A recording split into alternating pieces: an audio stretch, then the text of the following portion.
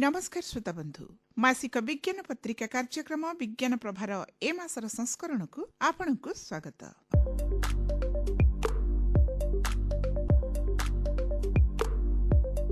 श्रोता बंधु मनीष आज विज्ञान बल सृष्टिर रहस्य को उपस्थापन कर सारी तार विवर्तन विकास प्रकार भेदर रहस्य मध्य बुझी सारी अधिक अनुसंधान करी सजीव निर्जीव भितर थिबा क्षुद्ररु क्षुद्रतर पदार्थ उपरे ज्ञान हासिल करी से आज नूतन जीवन सृष्टि रे समर्थ हेबा पथरे समृद्धि को अग्राधिकार दे कार्य करी चालुथिबा मनीष विश्व रे घटुथिबा नकारात्मक परिस्थिति संपर्क रे अवगत न हेबा किपरि तेणु सेथिपाई मध्य से प्रस्तुत उन्नति पथरे अग्रसर विश्व आज घोर प्रदूषणर सम्मुखीन हेछि बोली बुझी सारिलाणी मनीष सेथिरु निवृत्त नहेले ध्वंसाभिमुखी हेबा स्वाभाविक। हाँ श्रोता बंधु एठी कहिबार कथा होछि विश्व प्रदूषणर मुख्य कारण होछि विभिन्न वैज्ञानिक कार्यकलाप पई विनियोग करा जाउथिबा शक्तिर उत्स एवं सेथिरु उत्पन्न विषाक्त गैसीय पदार्थ सबु एहार निराकरण पई जेउ बाटटी दरकार ताहा होछि स्वच्छ शक्तिर व्यवहार। एथिपाई सचेतनता सृष्टि करने उद्देश्य जनवरी मास 26 तारिख रे सारा विश्व रे अंतर्जातीय स्वच्छ शक्ति दिवस पालन करा जाउछि।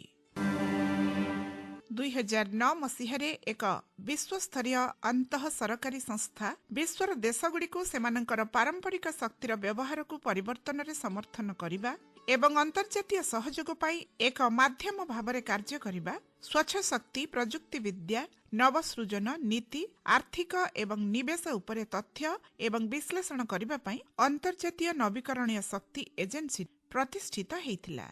प्रकृत रे एहा एक महत्तर लक्ष्य उद्देश्य रे करा जाइअछि कारण विश्व आज प्रदूषण चापरे जलवायु परिवर्तन संकट को मनीष सम्मुखीन हेबा आरंभ करि सारिलाणी एणु विश्वव्यापी स्वच्छ शक्तिर व्यवहार को गुरुत्व देवा पाई एई अंतर्जातीय दिवस पालन करा जाउछि। सारा विश्वर सामाजिक आर्थिक विकास एवं परिवेशगत स्थिरता पाई स्वच्छ शक्तिर व्यवहार विराट आह्वान पलटिछि। एई शक्ति व्यवहार मूलरे जो मुख्य आह्वान रहिछि ताहा होछि काहाकु पछरे न पकाई आमर सुंदर ग्रह को सुरक्षा देबा। सबुज गृह गैस निर्गमनर मूल कारण विभिन्न पारंपरिक शक्ति उत्सर उपयोग ता सहित पारंपरिक शक्ति उत्स कुहा जाउथिबा जीवाश्म इंधन तेल कोयला गैस ए सबु क्षयशील बा अणनवीकरणीय शक्ति उत्स एहाकु विचारकु नेले नवीकरणीय स्वच्छ शक्तिर व्यवहार को अग्राधिकारमूलक भावे मानि नेबा दरकार। एणु स्वच्छ शक्तिर न्यायपूर्ण व्यवहार प्रति सचेतनता वृद्धि एवं कार्य संगठित करिवार संकल्प आज विश्ववासी आगरे दंडायमान। एई परिप्रेक्षी आजिर विज्ञान प्रभा कार्यक्रम रे प्रथमे रहिछि एक आलोचना स्वच्छ शक्तिर व्यवहार स्थायी भविष्यतर पथ। आलोचना करिसेंती पदार्थ विज्ञानी डॉक्टर रविंद्रनाथ मिश्र। स्वच्छ शक्ति बा क्लीन एनर्जी एपरी शक्ति को बुझाए जहार उत्पादन किंबा व्यवहार समय रे कौनसी प्रदूषण किंबा ग्रीन हाउस उत्पन्न हुए नाही।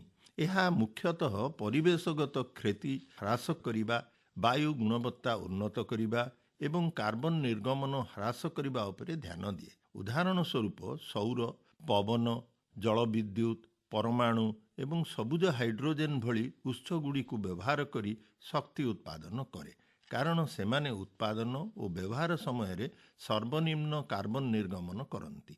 अनेक एहाकु नवीकरणीय शक्ति बोली भाबंती किंतु सेमानंक मध्यरे पार्थक्य रहिछि।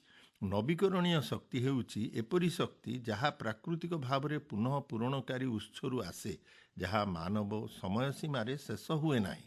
उदाहरण स्वरूप सौर शक्ति पवन शक्ति जल शक्ति जैव शक्ति भूतल शक्ति इत्यादि नवीकरणीय शक्ति अनेक उत्स स्वच्छ एवं नवीकरण उभय किंतु समस्ते नुहंती। परमाणु उत्स गुड़िक स्वच्छ शक्ति उत्पादन करती किंतु सेगुड़िक नवीकरणीय नुहे।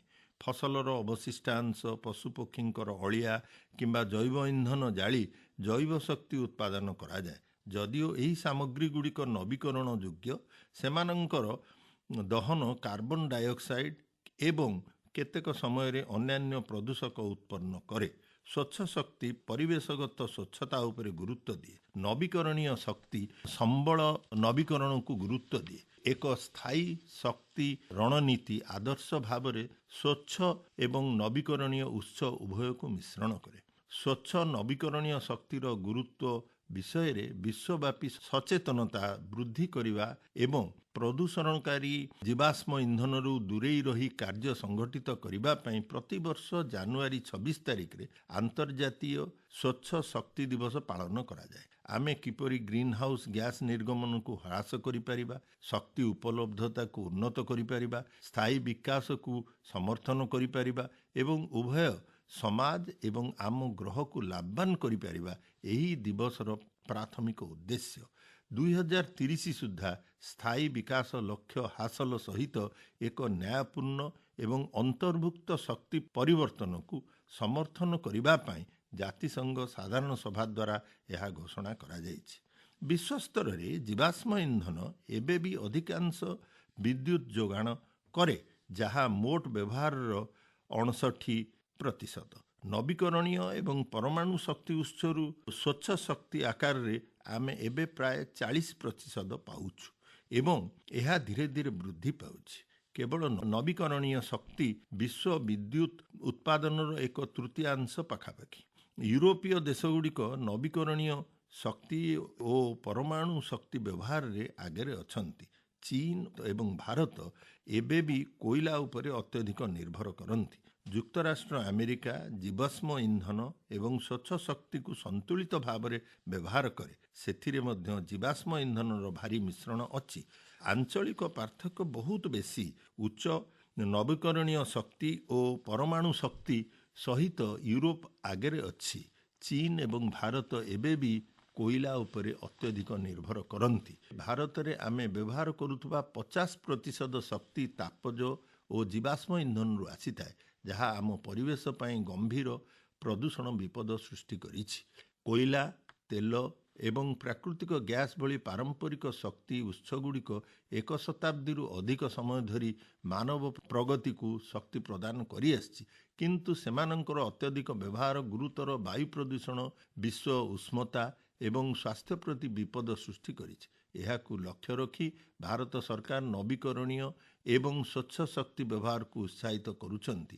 ଜାତୀୟ ସବୁଜ ହାଇଡ୍ରୋଜେନ୍ ମିଶନ, ପ୍ରଧାନମନ୍ତ୍ରୀ ସୂର୍ଯ୍ୟଘର, ମୁଫ୍ତ ବିଜଲି ଯୋଜନା ଭଳି ବୃହତ୍ ସୌର ପଦକ୍ଷେପ ଏବଂ ପ୍ରଧାନମନ୍ତ୍ରୀ କୁସୁମ ଭଳି କୃଷକ କୈନ୍ଦ୍ରିକ କାର୍ଯ୍ୟକ୍ରମ ମାଧ୍ୟମରେ ସ୍ୱଚ୍ଛ ଶକ୍ତିକୁ ପ୍ରୋତ୍ସାହିତ କରୁଛନ୍ତି। ଏହା ସହିତ ଗ୍ରିଡ୍ ସମନ୍ୱୟ ବା ଗ୍ରୀନ୍ ଏନର୍ଜି କରିଡର ଉତ୍ପାଦନ ପାଇଁ ପ୍ରୋତ୍ସାହନ ଅର୍ଥାତ୍ ସୌର ପାଇଁ PLI ଏବଂ ଆର୍ଥିକ ସହାୟତା ଭାୟାବିଲିଟି ଗ୍ୟାପ୍ ଫଣ୍ଡିଂ ପାଇଁ ନୀତି କାର୍ଯ୍ୟକାରୀ କରୁଛନ୍ତି, ଯାହା 2030 ସୁଦ୍ଧା ବିଶାଳ ନବୀକରଣୀୟ ଓ ସ୍ୱଚ୍ଛ ଶକ୍ତି କ୍ଷମତା ଏବଂ ହ୍ରାସିତ କାର୍ବନ ପାଦଚିହ୍ନର ପାଇଁ ଲକ୍ଷ୍ୟ ରଖାଯାଇଛି। ସ୍ୱଚ୍ଛ ଶକ୍ତିକୁ ଅଧିକ ଗ୍ରହଣୀୟ କରିବା ପାଇଁ ବିଶ୍ୱର ଦେଶଗୁଡ଼ିକ ସ୍ଥାୟୀ ଶକ୍ତି ପ୍ରଯୁକ୍ତି ବିଦ୍ୟାର ବିକାଶକୁ ତ୍ୱରାନ୍ୱିତ କରିବାରେ ପ୍ରମୁଖ ବୈଜ୍ଞାନିକ ଗବେଷଣା ପଦକ୍ଷେପରେ ସହଯୋଗ କରୁଛନ୍ତି।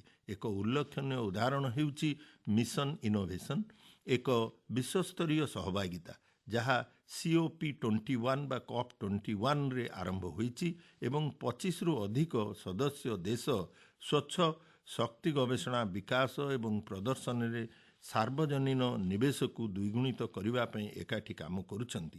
ଏହି ପଦକ୍ଷେପ ସ୍ମାର୍ଟ ଅଫ୍ ଗ୍ରିଡ୍ ବିଦ୍ୟୁତ୍ ପ୍ରବେଶ ବା ଅଫ୍ ଗ୍ରିଡ୍ ଇଲେକ୍ଟ୍ରିସିଟି ଆକ୍ସେସ୍, ସ୍ଥାୟୀ ଜୈବ ଇନ୍ଧନ ବା ସଷ୍ଟେନେବୁଲ୍ ବାୟୋଫୁଏଲ୍ସ, ଶକ୍ତି ସଂରକ୍ଷଣ ଏବଂ ଅନ୍ୟାନ୍ୟ ଯୁଗାନ୍ତକାରୀ ପ୍ରଯୁକ୍ତି ବିଦ୍ୟା ଭଳି ବୈଜ୍ଞାନିକ ଚ୍ୟାଲେଞ୍ଜ ଉପରେ ଧ୍ୟାନ କେନ୍ଦ୍ରିତ କରେ, ଯାହା ସ୍ୱଚ୍ଛ ଶକ୍ତିକୁ ଅଧିକ ସୁଲଭ ଏବଂ ବ୍ୟାପକ ଭାବରେ ବିନିଯୋଗ କରିପାରିବ।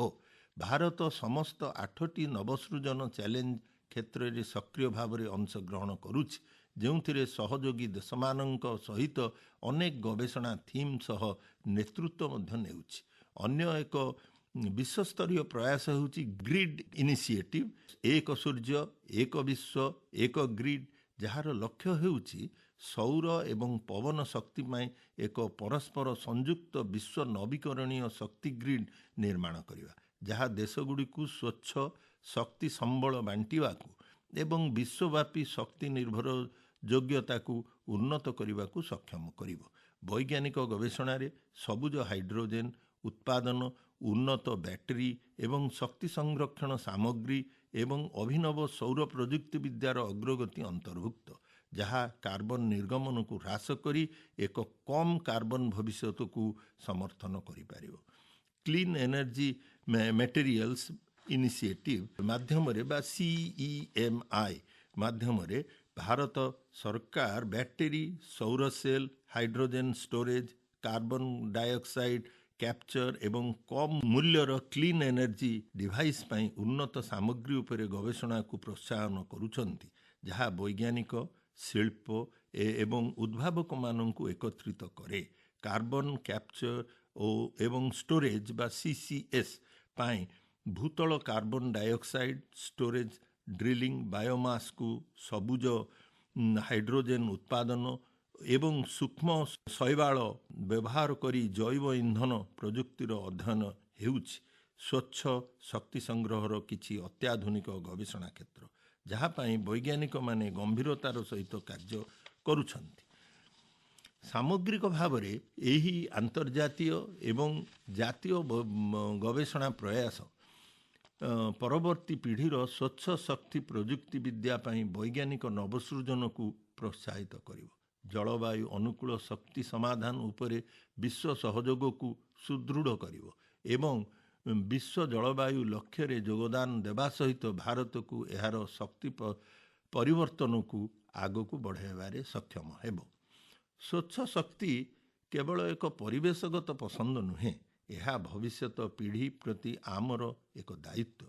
ସୌର, ପବନ, ଜଳ ଏବଂ ଅନ୍ୟାନ୍ୟ ସ୍ୱଚ୍ଛ ଉତ୍ସଗୁଡ଼ିକୁ ଗ୍ରହଣ କରି ଆମେ ପ୍ରଦୂଷଣ ହ୍ରାସ କରିପାରିବା, ଆମର ଅର୍ଥନୀତିକୁ ମଜବୁତ କରିପାରିବା ଏବଂ ପ୍ରକୃତ ଶକ୍ତି ସୁରକ୍ଷା ଆଡ଼କୁ ଅଗ୍ରସର ହୋଇପାରିବା। ସ୍ୱଚ୍ଛ ଶକ୍ତି ପ୍ରତି ପରିବର୍ତ୍ତନ ପାଇଁ ନୀତି ନିର୍ଦ୍ଧାରକ ଏବଂ ବୈଜ୍ଞାନିକଠାରୁ ନାଗରିକ ଏବଂ ଗୋଷ୍ଠୀ ପର୍ଯ୍ୟନ୍ତ ସାମୂହିକ ପଦକ୍ଷେପ ଆବଶ୍ୟକ। ଆସନ୍ତୁ ଆମେ ମନେ ରଖିବା ଯେ ଆଜି ଆମେ ଗ୍ରହଣ କରୁଥିବା ପ୍ରତ୍ୟେକ ସ୍ୱଚ୍ଛ ଶକ୍ତି ଏକ ସୁସ୍ଥ ଗ୍ରହ, ଏକ ଶକ୍ତିଶାଳୀ ରାଷ୍ଟ୍ର ଏବଂ ଏକ ସ୍ଥାୟୀ ଆସନ୍ତାକାଲି ପାଇଁ ଏକ ପଦକ୍ଷେପ। ସ୍ୱଚ୍ଛ ଶକ୍ତି ଏକ ସ୍ଥାୟୀ ଭବିଷ୍ୟତର ପଥ।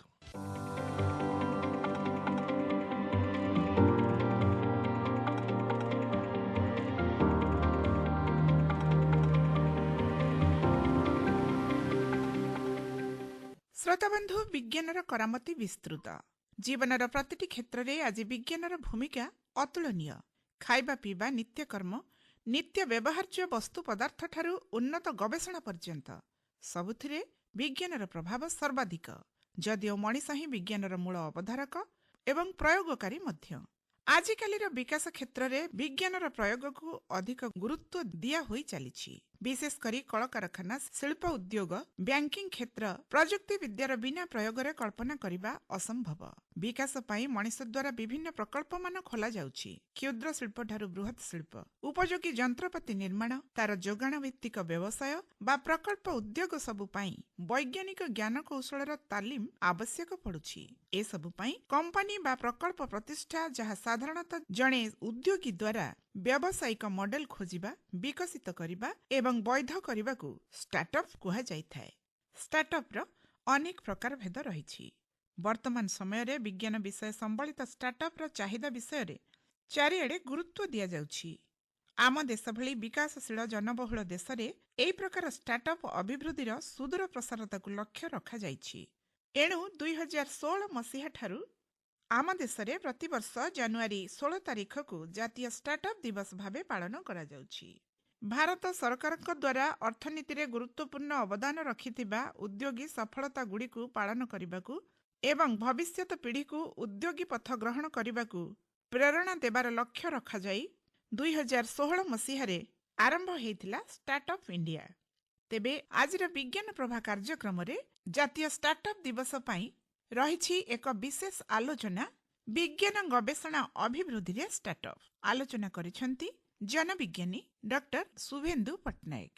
ନମସ୍କାର ଶ୍ରୋତା ବନ୍ଧୁ, ଆଜି ଆସନ୍ତୁ ଆମେ ଏପରି ଏକ ବିଷୟରେ ଆଲୋଚନା କରିବା ଯାହା ନିରବରେ କିନ୍ତୁ ଶକ୍ତିଶାଳୀ ଭାବରେ ଆମର ଭବିଷ୍ୟତକୁ ବା ଭାରତର ଭବିଷ୍ୟତକୁ ଆଗକୁ ବଢେଇବାରେ ଲାଗିଛି। ବୈଜ୍ଞାନିକ ଗବେଷଣାରେ ଷ୍ଟାର୍ଟଅପ୍ର ଭୂମିକା ନିଶ୍ଚିନ୍ତ ଭାବରେ ଅତ୍ୟନ୍ତ ଗୁରୁତ୍ୱପୂର୍ଣ୍ଣ। ହଁ ଆଜ୍ଞା, ବର୍ତ୍ତମାନ ଷ୍ଟାର୍ଟଅପ୍ ଗୁଡ଼ିକ ବୈଜ୍ଞାନିକ ଗବେଷଣା କରିବାକୁ ଆଗେଇ ଆସିଛନ୍ତି। ଆଉ ଏଇ ଷ୍ଟାର୍ଟଅପ୍ ମାଧ୍ୟମରେ ଅନେକ କିଛି ଗବେଷଣା କରାଯାଉଛି, ଅନେକ କିଛି ନୂତନ କାର୍ଯ୍ୟ ମଧ୍ୟ କରାଯାଉଛି। ବର୍ଷ ବର୍ଷ ଧରି, ଅନେକ ଦଶନ୍ଧି ଧରି ଭାରତରେ ବୈଜ୍ଞାନିକ ଗବେଷଣା କହିଲେ ମୁଖ୍ୟତଃ ବୁଝାଯାଉଥିଲା ଯେ ସରକାରୀ ପ୍ରୟୋଗଶାଳା ବା ବିଶ୍ୱବିଦ୍ୟାଳୟ, ଆଉ ଇସ୍ରୋ, ଡିଆରଡିଓ, ସିଆଇଏସ୍ଆର ଏବଂ ଆଇଆଇଟି ଭଳି କିଛି ବଡ ବଡ ପ୍ରତିଷ୍ଠାନ। ଏହି ପ୍ରତିଷ୍ଠାନ ଗୁଡିକ ଅନେକ ଗୁଡିଏ ଉଲ୍ଲେଖନୀୟ କାର୍ଯ୍ୟ କରିଛନ୍ତି, ଏବେ ମଧ୍ୟ କରୁଛନ୍ତି। ତାଙ୍କର କାର୍ଯ୍ୟ କରିବାର ପ୍ରଣାଳୀ ବା କାର୍ଯ୍ୟ କରିବାର ଧାରା ଥିଲା ଅତ୍ୟନ୍ତ ସୀମିତ। ଆପଣମାନେ ସମସ୍ତେ ଜାଣିଛନ୍ତି ଯେ ଯୋଉ ଅମଲାତାନ୍ତ୍ରିକ ପ୍ରକ୍ରିୟା ଗୁଡିକ ରହିଛି ଆମ ସରକାରଙ୍କ ଅନୁଷ୍ଠାନ ଗୁଡିକରେ ବା ସରକାରୀ ଅନୁଷ୍ଠାନ ଗୁଡିକରେ, ତାହା ଗବେଷଣାକୁ ମୁଖ୍ୟତଃ ଧୀର କରିଦିଏ। ଆଉ ଗବେଷଣା ଗୁଡିକ ସବୁବେଳେ ଏକ ସୀମିତ ପାଣ୍ଠି ଉପରେ ନିର୍ଭରଶୀଳ ରହୁଥିଲା। ଆମର ଯୁବ ବୈଜ୍ଞାନିକ ମାନଙ୍କ ପାଖରେ ବୁଦ୍ଧି, ଧାରଣା ବା ନୂତନ ଚିନ୍ତାଧାରାର କୌଣସି ପ୍ରକାର ଅଭାବ ନଥିଲା ବା କେବେ ବି ରହିନାହିଁ। କିନ୍ତୁ ବାସ୍ତବ କ୍ଷେତ୍ରରେ ଦେଖିଲେ ଏହି ଯୁବ ବୈଜ୍ଞାନିକ ମାନେ ତାଙ୍କର ଧାରଣା ଗୁଡିକୁ ଆଗକୁ ଆଣିବା ପାଇଁ ବା ତାକୁ ସତ୍ୟରେ ପରିଣତ କରିବା ପାଇଁକା ତାଙ୍କ ପାଖରେ ସ୍ୱାଧୀନତା ନଥିଲା ଏବଂ ସମ୍ବଳର ଘୋର ଅଭାବ ମଧ୍ୟ ରହୁଥିଲା। ଏବେ କିନ୍ତୁ ଅନେକ ପରିସ୍ଥିତି ପରିବର୍ତ୍ତନ ହେଇଯାଇଛି, ବହୁତ ଗୁଡିଏ ଗୁରୁତ୍ୱପୂର୍ଣ୍ଣ ପରିବର୍ତ୍ତନ ହେଇଛି। ଷ୍ଟାର୍ଟଅପ୍ ଗୁଡିକ ଯାହା କେବଳ ଆପ୍ କିମ୍ବା ଯୋଉ ବିତରଣ ପ୍ଲାଟଫର୍ମ ଆଜି ତିଆରି କରୁଥିଲେ, ବର୍ତ୍ତମାନ ସେମାନେ ଅନେକ କ୍ଷେତ୍ରରେ କାର୍ଯ୍ୟ କଲେଣି। ତାହା ଔଷଧ କ୍ଷେତ୍ର ହଉ, ମହାକାଶ ବିଦ୍ୟା ହଉ, ପ୍ରଯୁକ୍ତି ବିଦ୍ୟା ହଉ, ଜଳବାୟୁର ସମାଧାନ ହେଉ ବା ଗଭୀର ବୈଜ୍ଞାନିକ ଉଦ୍ଭାବନକୁ ବିକଶିତ କରିବା ପାଇଁ ମଧ୍ୟ ସେମାନେ କାର୍ଯ୍ୟ କରୁଛନ୍ତି। ସେମାନେ ଭାରତର ଗବେଷଣା ଇକୋସିଷ୍ଟମର ବା ଗବେଷଣା କ୍ଷେତ୍ରର ଗୋଟେ ମେରୁଦଣ୍ଡ ବର୍ତ୍ତମାନ ପାଲଟି ଯାଇଛନ୍ତି ବୈଜ୍ଞାନିକ ଗବେଷଣା ଷ୍ଟାର୍ଟଅପ୍ ଗୁଡିକ। ତେବେ ଆସନ୍ତୁ ଆମେ ଆଲୋଚନା କରିବା ବୈଜ୍ଞାନିକ ଗବେଷଣା ଷ୍ଟାର୍ଟଅପ୍ କହିଲେ କଣ ଆମେ ବୁଝିବା। ପ୍ରକୃତ କଥା ହେଲା ଏଗୁଡିକ ପାରମ୍ପରିକ ବ୍ୟବସାୟ ପରି ନୁହେଁ, କାରଣ ଆମେ ଜାଣିଛେ ଯେ ଗୋଟେ କମ୍ପାନୀ ଯେତେବେଳେ ତିଆରି ହୁଏ ସେମାନେ ସାଧାରଣତଃ ବ୍ୟବସାୟ ପାଇଁ ଆଗକୁ ଆସିଥାନ୍ତି। ଏମାନେ ବୈଜ୍ଞାନିକ ଭିତ୍ତିଭୂମିକୁ ଆଧାର କରି ବୈଜ୍ଞାନିକ ଗବେଷଣା କରିଥାନ୍ତି। ସେମାନେ ବିଭିନ୍ନ ପ୍ରକାର ପରୀକ୍ଷା ନିରୀକ୍ଷା କରନ୍ତି, ବିଭିନ୍ନ ପ୍ରକାର ପ୍ରୋଟୋଟାଇପ୍ ବା ଛୋଟ ଛୋଟ ନମୁନା ସବୁ ପ୍ରସ୍ତୁତ କରନ୍ତି, ବହୁତ ଗୁଡିଏ ପରୀକ୍ଷଣ କରିଥାନ୍ତି, ବିଭିନ୍ନ ପ୍ରକାର ନିବେଶ ମଧ୍ୟ ସେଥିରେ କରିଥାନ୍ତି। ଆଉ ସେମାନଙ୍କର ସଫଳତା ରାତାରାତି ଆସିନଥାଏ। କେତେବେଳେ ସେମାନଙ୍କର ସଫଳତା ଆସିବା ପାଇଁକା ବର୍ଷ ବର୍ଷ ଧରି ଅପେକ୍ଷା କରିବାକୁ ମଧ୍ୟ ପଡିଥାଏ। ଆଉ ଏଇ ପରୀକ୍ଷଣ ବେଳେ ବା ଏଇ ଗବେଷଣା ବେଳେ ଅନେକ ବିଫଳତା ମଧ୍ୟ ଆସିଥାଏ। କିନ୍ତୁ ଯୋଉ ଯୁବ ବୈଜ୍ଞାନିକ ମାନେ ବା ଯୁବ ପିଢି ମାନେ ଏବେ ଏଇ ଗବେଷଣା ଭିତ୍ତିକ ବୈଜ୍ଞାନିକ ଷ୍ଟାର୍ଟଅପ୍ ଆଡକୁ ଆଗେଇ ଆସିଛନ୍ତି, ସେମାନେ ଏଥିରେ ଲାଗି ରହିଥାନ୍ତି ଏବଂ ଦିନେ ନା ଦିନେ ସେମାନେ ସଫଳ ହଉଛନ୍ତି। ଆଉ ଦୀର୍ଘ ପରୀକ୍ଷଣ ପରେ ଯୋଉ ସଫଳତା ଆସେ ତାର ପ୍ରଭାବ ବହୁତ ବିସ୍ତାର ହୋଇଥାଏ, ବହୁତ ବଡ ହୋଇଥାଏ। ସେମାନେ କେବଳ ତାଙ୍କର ତ ଲାଭ କରିନଥାନ୍ତି, ସେମାନେ ଆମର ଦେଶର, ଆମ ଜାତୀୟ ବିକାଶରେ ଅନେକ ଗୁଡିଏ ସାହାଯ୍ୟ କରିଥାନ୍ତି। ଏବେ ସ୍ୱାସ୍ଥ୍ୟ କ୍ଷେତ୍ର ବା ସ୍ୱାସ୍ଥ୍ୟ ସେବାକୁ ଏକ ଉଦାହରଣ ରୂପେ ନେବା। ଭାରତର ବିଶ୍ୱର ସବୁଠାରୁ ବଡ ଉଦ୍ଭାବନକାରୀ ବାୟୋଟେକ୍ ଷ୍ଟାର୍ଟଅପ୍ ରହିଛି। ଅନେକ ଗୁଡିଏ ବାୟୋଟେକ୍ନୋଲୋଜିର ଷ୍ଟାର୍ଟଅପ୍ ଘର ଆମର ଭାରତରେ ରହିଛି।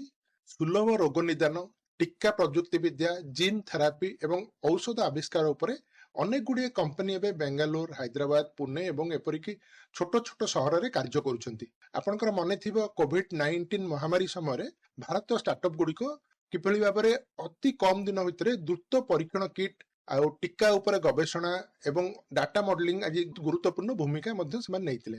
ସେମାନେ ଦେଖାଇ ଦେଇଥିଲେ ଯେ ଜରୁରୀ କାଳୀନ ପରିସ୍ଥିତିରେ ଯେତେବେଳେ ହଠାତ୍ ଗୋଟେ କୌଣସି କାର୍ଯ୍ୟ ଆସିଥାଏ, ଷ୍ଟାର୍ଟଅପ୍ ଗୁଡିକ ପାରମ୍ପରିକ ସିଷ୍ଟମ ଅପେକ୍ଷା ଅଧିକ ଦ୍ରୁତ ଗତିରେ କାମ କରିପାରନ୍ତି ଏବଂ କାମ କରି ମଧ୍ୟ ସେମାନେ ଦେଖାଇ ଦେଇ ପାରିଥିଲେ। ଆଉ ଏକ ଶକ୍ତିଶାଳୀ କ୍ଷେତ୍ର ହେଉଛି ମହାକାଶ ଗବେଷଣା କ୍ଷେତ୍ର, ଯୋଉଠିକି ବର୍ତ୍ତମାନ ଧୀରେ ଧୀରେ ଷ୍ଟାର୍ଟଅପ୍ ମାନେ ଆସିବା ଆରମ୍ଭ କଲେଣି। ପୂର୍ବରୁ ମହାକାଶ ପ୍ରଯୁକ୍ତି ବିଦ୍ୟା ପ୍ରାୟ ସମ୍ପୂର୍ଣ୍ଣ ଭାବରେ ସରକାରଙ୍କର ନିୟନ୍ତ୍ରଣରେ ଥିଲା। ଆଜି କିନ୍ତୁ ସ୍କାଏରୁଟ୍, ଏରୋସ୍ପେସ୍, ଅଗ୍ନିକୁଲର ପରି ଷ୍ଟାର୍ଟଅପ୍ ମାନେ ବିଭିନ୍ନ ପ୍ରକାର ଲଞ୍ଚ ଯାନ, ସାଟେଲାଇଟ୍ ପ୍ରଯୁକ୍ତି ବିଦ୍ୟା ବିଭିନ୍ନ ପ୍ରକାର ବିକଶିତ କରୁଛନ୍ତି। ଇସ୍ରୋ ସେମାନଙ୍କର ନିଜସ୍ୱ ଯୋଉ ଚିନ୍ତାଧାରାକୁ ବଦଳେଇ ଦେଇ ବର୍ତ୍ତମାନ ବିଭିନ୍ନ ଷ୍ଟାର୍ଟଅପ୍ ସହିତ କାର୍ଯ୍ୟ କରୁଛନ୍ତି। ଇସ୍ରୋ ଏବେ ସେଇ ଷ୍ଟାର୍ଟଅପ୍ ସହିତ ସହଯୋଗ କରୁଛି। ସେମାନଙ୍କ ଗତି ଏବଂ ନବସୃଜନତାରୁ ଲାଭ ପାଇ ନିଜର ଜ୍ଞାନ ବଢେଇବା ସହିତ ସେମାନଙ୍କୁ ମଧ୍ୟ ପୁରୁଣା ଜ୍ଞାନ ସବୁ ପ୍ରଦାନ କରୁଛି। ତ ଏହି ସହଭାଗିତା ମଡେଲରେ ଭାରତର ବୈଜ୍ଞାନିକ ସଂସ୍କୃତିରେ ଏକ ବିରାଟ ବଡ ପରିବର୍ତ୍ତନ ଆସିଛି। ପୂର୍ବରୁ ସରକାରଙ୍କ ନିୟନ୍ତ୍ରଣରେ ଥିବା ଯୋଉ ମହାକାଶ କ୍ଷେତ୍ରଟି ଏବେ ସମ୍ପୂର୍ଣ୍ଣ ଭାବରେ ଖୋଲା ଯାଇଛି, ଯୋଉଥିରେ କି ଅନେକ ଗୁଡିଏ ଷ୍ଟାର୍ଟଅପ୍ କାମ କରୁଛନ୍ତି। ତ ସେଇ ବୈଜ୍ଞାନିକ ଷ୍ଟାର୍ଟଅପ୍ ଗୁଡିକ ବିଭିନ୍ନ ପ୍ରକାର ବ୍ୟାଟେରୀ ବିକଶିତ କରୁଛନ୍ତି, ବିଭିନ୍ନ ପ୍ରକାର ପ୍ରଯୁକ୍ତି ବିଦ୍ୟାର ବିକଶିତ କରୁଛନ୍ତି, ସବୁଜ ହାଇଡ୍ରୋଜେନ, କାର୍ବନ କ୍ୟାପଚର, ସ୍ଥାୟୀ କୃଷି ଏବଂ ଜଳବାୟୁର ମଡେଲିଂ ପାଇଁ ମଧ୍ୟ ଏ ଅନେକ ଗୁଡିଏ ଷ୍ଟାର୍ଟଅପ୍ ଗୁଡିକ ଏବେ କାମ କରୁଛନ୍ତି। ଆଉ ଏଗୁଡିକ ସମ୍ପୂର୍ଣ୍ଣ ରୂପେ ବିଳାସପୂର୍ଣ୍ଣ ପ୍ରକଳ୍ପ ନୁହେଁ, ଏଗୁଡିକ ହଉଛି ବଞ୍ଚିବା ପାଇଁ ପ୍ରଯୁକ୍ତି ବିଦ୍ୟା ଆଉ ଆମ ଜୀବନ ଧାରଣର ଉନ୍ନତି ପାଇଁ ବିଭିନ୍ନ ପ୍ରକାର ଷ୍ଟାର୍ଟଅପ୍। ଏବେ ପ୍ରଶ୍ନ ଉଠେ, ଭାରତରେ ବୈଜ୍ଞାନିକ ଗବେଷଣା ପାଇଁ ଏଇ ଷ୍ଟାର୍ଟଅପ୍ ଗୁଡିକ କାହିଁକି ଏତେ ଗୁରୁତ୍ୱପୂର୍ଣ୍ଣ? ପ୍ରଥମ କାରଣ ହେଉଛି ଯୁବ ବୈଜ୍ଞାନିକମାନେ ଯେତେବେଳେ ବିଭିନ୍ନ ପ୍ରକାର ଷ୍ଟାର୍ଟଅପ୍ କରୁଛନ୍ତି, ସେମାନଙ୍କର ଭିନ୍ନ ଚିନ୍ତାଧାରା ରହୁଛି, ସେମାନେ କାର୍ଯ୍ୟ କରିବା ଦକ୍ଷତା ମଧ୍ୟ ଭିନ୍ନ ରହୁଛି ଏବଂ ଖୁବ୍ ଦ୍ରୁତ ଗତିରେ ସେମାନେ କାର୍ଯ୍ୟ କରିପାରୁଛନ୍ତି। ବୈଜ୍ଞାନିକ ପ୍ରଗତି ବା ବୈଜ୍ଞାନିକ ଗବେଷଣା ପାଇଁ ଏକ ସ୍ୱାଧୀନ ବାତାବରଣ ଦରକାର, କାରଣ ଜଣେ ବୈଜ୍ଞାନିକ ଯେତେବେଳେ ଯାହା ଚାହିଁବ ପରୀକ୍ଷଣ ପାଇଁ ତା ପାଖରେ ହାତ ପାଖରେ ସବୁ ରହିଥିବା ଦରକାର। ତେଣୁ ବାରମ୍ବାର ବିଫଳ ହେଲେ ମଧ୍ୟ ଆମେ ତାକୁ ସାହାଯ୍ୟ କରିବା ଦରକାର, ଯାହାକି ସରକାରୀ କ୍ଷେତ୍ରରେ ବା ସରକାରୀ ଅନୁଷ୍ଠାନ ଗୁଡ଼ିକରେ ସମ୍ଭବ ହୋଇନଥାଏ। କାରଣ ଗୋଟେ ପାରମ୍ପରିକ ବ୍ୟବସ୍ଥାରେ ଗୋଟେ ନୂତନ ଧାରାରେ ଚିନ୍ତା କରି ପରୀକ୍ଷଣ କରିବା ଯଦି ବିଫଳ ହେଲା ତାହେଲେ ସେଟା ଦଣ୍ଡିତ କରିଥାଏ, କିନ୍ତୁ ଆମର ଷ୍ଟାର୍ଟଅପ୍ରେ ଏଭଳି କିଛି ନାହିଁ। ଷ୍ଟାର୍ଟଅପ୍ରେ ଯେତେ ଥର ବିଫଳ ହେଲେ ମଧ୍ୟ ତାକୁ ସେମାନେ ପରୀକ୍ଷଣ କରିବା ପାଇଁକା ପୁନର୍ବାର ତାଙ୍କୁ ସହଯୋଗ ବା ସାହାଯ୍ୟ ଦିଆଯାଇଥାଏ। ଦ୍ୱିତୀୟ କାରଣଟା ହେଉଛି ସେମାନେ ପୁଙ୍ଖାନୁପୁଙ୍ଖ ଭାବରେ ଚିନ୍ତା କରିଥାନ୍ତି ବା ଭିନ୍ନ ଧରଣର ଚିନ୍ତା କରିଥାନ୍ତି। ଆଧୁନିକ ବୈଜ୍ଞାନିକ ସମସ୍ୟା ଗୁଡ଼ିକ ଅନେକ ଜଟିଳ, ଆଉ ସେଗୁଡ଼ିକ ସମାଧାନ ପାଇଁ ବିଭିନ୍ନ ପ୍ରକାର ବିଜ୍ଞାନର ବିଭିନ୍ନ ଧାରାକୁ ବୁଝିବାକୁ ପଡିଥାଏ। କୋଉଠି ପଦାର୍ଥ ବିଜ୍ଞାନ, ଜୀବ ବିଜ୍ଞାନ ତଥା ଇଞ୍ଜିନିୟରିଂ ଏବଂ ସାମାଜିକ ବିଜ୍ଞାନ ସବୁ ଜିନିଷକୁ ଏକାଠି କରି ଆମକୁ ଗୋଟେ ସମସ୍ୟାର ସମାଧାନ କରିବାକୁ ପଡିଥାଏ। ଏଇଠି ଷ୍ଟାର୍ଟଅପ୍ ସ୍ୱାଭାବିକ ଭାବରେ କାମ କରିପାରେ ଏବଂ ଛୋଟ ଛୋଟ ଦଳକୁ ମିଶେଇ ସେମାନେ ଖୁବ୍ ଭଲ ଭାବରେ କାମ କରିପାରନ୍ତି। ଆଉ ଷ୍ଟାର୍ଟଅପ୍ର ନିହାତି ଆବଶ୍ୟକତାର ତୃତୀୟ କାରଣ ହେଉଛି ନୀତିଗତ ସମର୍ଥନ ଉପଲବ୍ଧତା। ସମ୍ପ୍ରତି ବର୍ଷ ଗୁଡ଼ିକରେ ଭାରତ ସରକାର ଷ୍ଟାର୍ଟଅପ୍ ଇଣ୍ଡିଆ, ଅଟଳ ନବସୃଜନ ମିଶନ, ବାୟୋଟେକ୍ନୋଲୋଜି ପାର୍କ, ବାୟୋଟେକ୍ନୋଲୋଜି ଶିଳ୍ପ ଆଦି ବିଭିନ୍ନ କ୍ଷେତ୍ରରେ ଗବେଷଣା ପାଇଁକା ଗବେଷଣା ପରିଷଦ, ଜାତୀୟ ଗବେଷଣା ଫାଉଣ୍ଡେସନ ଭଳି ଅନେକ ପଦକ୍ଷେପ ନେଇଛନ୍ତି। ଆଉ ଏହି କାର୍ଯ୍ୟକ୍ରମ ପାଇଁ ବିଶେଷ ଭାବରେ ଗବେଷଣା ଆଧାରିତ ଷ୍ଟାର୍ଟଅପ୍ ଗୁଡ଼ିକ ପାଇଁ ଅନୁଦାନ, ଇନକ୍ୟୁବେସନ ଏବଂ ପରାମର୍ଶ ମାନ ପ୍ରଦାନ କରାଯାଉଛି। ଭାରତ ସରକାରଙ୍କର ଏଇ ଯୋଉ ଧାରା ଗୁଡ଼ିକ ଆଗକୁ ଆସିଛି, ତାହା ଦ୍ୱାରା ଷ୍ଟାର୍ଟଅପ୍ ଗୁଡ଼ିକ ଆଗକୁ ବଢିବା ପାଇଁ ବହୁତ ସହଜ ହେଉଛି। ଅନେକ ଗୁଡ଼ିଏ ଚ୍ୟାଲେଞ୍ଜ ରହିଥିଲେ ମଧ୍ୟ ବା ଅନେକ ଗୁଡ଼ିଏ ସମସ୍ୟା ରହିଥିଲେ ମଧ୍ୟ ଅନେକ ଯୁବ ଉଦ୍ୟୋଗୀ ଏବେ ଷ୍ଟାର୍ଟଅପ୍ କରିବା ପାଇଁ ଆଗକୁ ଆସୁଛନ୍ତି ଏବଂ ସେମାନେ ଗବେଷଣା କରିବାକୁ ବା ଗବେଷଣାରେ କିଛି ଅର୍ଥ ଲଗେଇବା ପାଇଁକା ପଛଘୁଞ୍ଚା ଦଉନାହାନ୍ତି। ଗବେଷଣା ପାଇଁ ଭାରତରେ ପାଣ୍ଠି ସୀମିତ ଥିଲା, କିନ୍ତୁ ଏବେ ନିବେଶକ ମାନଙ୍କର ବହୁତ ଗୁଡ଼ିଏ ପସନ୍ଦ ହେଲାଣି, ବହୁତ ଗୁଡ଼ିଏ ଆଗକୁ ଆସିଲେଣି ଅନେକ ନିବେଶକ, ଯାହାଦ୍ୱାରା କି ଉନ୍ନତ ଧରଣର ପରୀକ୍ଷାଗାର, ଲ୍ୟାବ୍ ଏବଂ ଭିତ୍ତିଭୂମି ସବୁ ଆଗକୁ ଆସିଲାଣି। ଆଉ ବିଭିନ୍ନ ପ୍ରକାର ନିୟମକ ମଧ୍ୟ ଅନୁମୋଦନ କରିବା ନିୟମକ ବା ଯୋଉ ଲାଇସେନ୍ସ ରାଜକୁ ଭାରତ ସରକାର ଏବେ କାଟି ଯାଇଛନ୍ତି।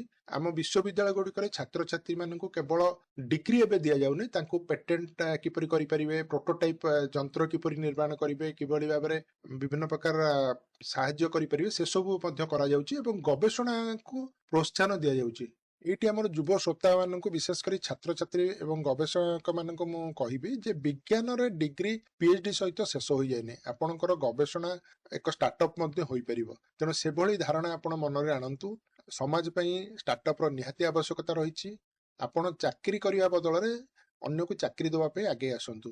ଶେଷରେ ବୈଜ୍ଞାନିକ ଗବେଷଣା ପାଇଁ ଷ୍ଟାର୍ଟଅପ୍ କେବଳ ବ୍ୟବସାୟ ନୁହେଁ, ଏଗୁଡ଼ିକ ଗୋଟେ ଗୋଟେ ପ୍ରୟୋଗଶାଳା ଏବଂ ଆମ ଜାତୀୟ ପ୍ରଗତିର ଏଗୁଡ଼ିକ ଗୋଟେ ଗୋଟେ ଇଞ୍ଜିନ୍। ତ ଷ୍ଟାର୍ଟଅପ୍ କୁ ଗୋଟେ ଇଞ୍ଜିନ୍ ଭାବରେ ଆପଣ କରନ୍ତୁ। ଭାରତରେ ଷ୍ଟାର୍ଟଅପ୍ ପାଇଁକା ଅନେକ କ୍ଷେତ୍ର ଉନ୍ମୁକ୍ତ ରହିଛି। ସ୍ୱାସ୍ଥ୍ୟ ହଉ, ଜଳବାୟୁ ହଉ, ଶକ୍ତି ହଉ, ପ୍ରଯୁକ୍ତ ବିଦ୍ୟା ହଉ, ସବୁଠି ଭିନ୍ନ ପ୍ରକାର ଷ୍ଟାର୍ଟଅପ୍ କରାଯାଇପାରିବ। ତେଣୁ ଆଗକୁ ଆସନ୍ତୁ, ଆମେ ବୈଜ୍ଞାନିକ ଷ୍ଟାର୍ଟଅପ୍ ଦ୍ୱାରା ଆମ ସମାଜର ତଥା ଦେଶର ଉନ୍ନତି କରିବା।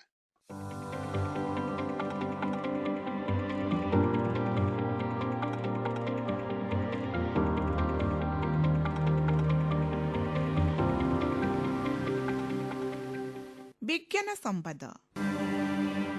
ମଣିପୁରର ଇମ୍ଫାଲ ଉପତ୍ୟକାରେ ବୈଜ୍ଞାନିକମାନେ 3700 ବର୍ଷ ପୁରୁଣା ବାଉଁଶ ଜୀବାଶ୍ମ ଆବିଷ୍କାର କରିଛନ୍ତି, ଯାହା ଏସିଆର ଉଦ୍ଭିଦ ଇତିହାସକୁ ପୁନଃ ଆକୃତି ଦେଇପାରିବ ଏବଂ ବରଫ ଯୁଗର ଗୁପ୍ତ କଥା ପ୍ରକାଶ କରିପାରିବ। ଚିରଙ୍ଗ ନଦୀର ପଙ୍କ ସମୃଦ୍ଧ ଜମା ମଧ୍ୟରୁ ମିଳିଥିବା ଜୀବାଶ୍ମ ବାଉଁଶ କାଣ୍ଡ ଦୀର୍ଘ ସମୟ ଧରି ଅଦୃଶ୍ୟ ହୋଇଯାଇଥିବା କଣ୍ଟାର ବିରଳ ଭଲ ଭାବରେ ସଂରକ୍ଷିତ ଚିହ୍ନ ଦେଖାଏ, ଯାହା ତୃଣଭୋଜୀ ପ୍ରାଣୀଙ୍କ ପାଇଁ ଏକ ପ୍ରାରମ୍ଭିକ ପ୍ରତିରକ୍ଷା ବ୍ୟବସ୍ଥା। ଏହି ସନ୍ଧାନ ଏସିଆର ସର୍ବପ୍ରାଚୀନ କଣ୍ଟାଯୁକ୍ତ ବାଉଁଶ ଜୀବାଶ୍ମକୁ ପ୍ରତିନିଧିତ୍ୱ କରେ ଏବଂ ଏହି ଅଞ୍ଚଳରେ ବରଫ ଯୁଗରେ ବାଉଁଶର ବଞ୍ଚିବାର ଯୁଗାନ୍ତକାରୀ ପ୍ରମାଣ ପ୍ରଦାନ କରେ। ବାଉଁଶ ଜୀବାଶ୍ମ ଅତ୍ୟନ୍ତ ବିରଳ କାରଣ ଏହାର ସୂକ୍ଷ୍ମ ଫମ୍ପା କାଣ୍ଡ ଏବଂ ତନ୍ତୁମୟ ଟିସୁଗୁଡ଼ିକ ଶୀଘ୍ର ପଚିଯାଏ, ଯାହା ଭୂତାତ୍ତ୍ୱିକ ରେକର୍ଡରେ ବହୁତ କମ୍ ଚିହ୍ନ ଛାଡ଼ିଯାଏ। ଏପର୍ଯ୍ୟନ୍ତ ବୈଜ୍ଞାନିକମାନେ ମୁଖ୍ୟତଃ ଜୀବନ୍ତ ପ୍ରଜାତି ଅଧ୍ୟୟନ କରି ବାଉଁଶ ପ୍ରତିରକ୍ଷାକୁ ବୁଝିଥିଲେ। ବିଜ୍ଞାନ प्रजुक्ति विद्या विभाग सहित जड़ित Birbal Sahni institute of palaeo science रो गवेषणा दल परीक्षागार रे जीवाश्मर नोट कंटा एवं कंटा दागरे विस्तृत रूपगत विश्लेषण करथिले सिए सेमाने एहाकू चिमन बाम्बुसा प्रजाति सहित जड़ित बोली चिन्हट करथिले जहा बाम्बुसा बाम्बोस एवं चिमन बाम्बुसा कालोसा भली आधुनिक कंटा बाउंस सहित तुलना आधार रे उद्भिदर प्राचीन प्रतिरक्षा गुण एवं परिवेशगत भूमिका को पुनः निर्माण करिबारे सहाय्य करिथिला। आदित्य L1 मिशन भारतर महाकाश विज्ञान कार्यक्रम रे एक प्रमुख माइलखुंट भाव चिन्हित होइछि जहाँ सूर्य पृथ्वी L1 बिंदुरु सूर्यर निरंतर एवं व्यापक पर्यवेक्षण को सक्षम करिथाए। विश्व वैज्ञानिक व्यवहार पाई मिशन रु वैज्ञानिक तथ्य नियमित भाव में साधारण डोमेन रे प्रकाशित हुए। वर्तमान 23 टीबी रु अधिक तथ्य सार्वजनिक डोमेन रे अछि एवं अंतर्जातीय समकक्ष समीक्षा पत्रिका रे अनेक गुरुत्वपूर्ण वैज्ञानिक फलाफल प्रकाशित होइछि। एही अनन्य मिशन रु वैज्ञानिक प्रत्यावर्तन को अधिक वृद्धि करिबा पई भारतीय महाकाश गवेषणा संगठन इसरो प्रथम सुजोग घोषणा प्रकाश करिछि जेउथिरे आदित्य L1 पर्यवेक्षण समय पई भारतीय सौर भौतिक संप्रदाय रु प्रस्ताव आमंत्रण करा जाइछि।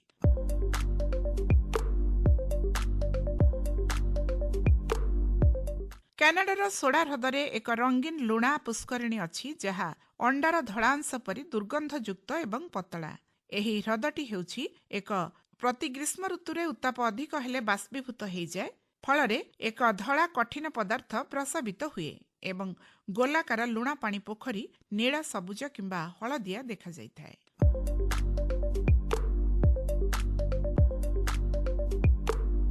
डिसेम्बर 27, 2025 रे प्रकाशित एक रिपोर्ट अनुसार क्रेटोसियस थाईलैंड रे 125 नियुत वर्ष पूर्वे एक नदी कूଳରେ माछ खाउतिबा एक बड़ डायनोसर रो मृत्यु होइथिला। वर्तमान एही प्राचीन शिकारी रो अवशेष गवेषक माननकु एशियार रहस्यमय स्पिनोसेरिड गुडी को भल भाबरे बुझिबाकू सहाय्य करूछि।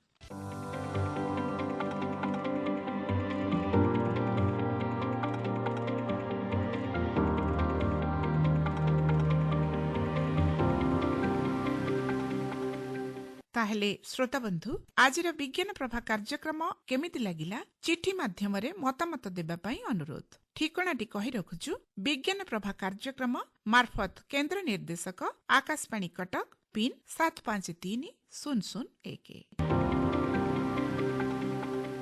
आजिर कार्यक्रम को एठी रखि रहुछु पुणी भेटिबो आसंता मास प्रथम बुधवार। नमस्कार।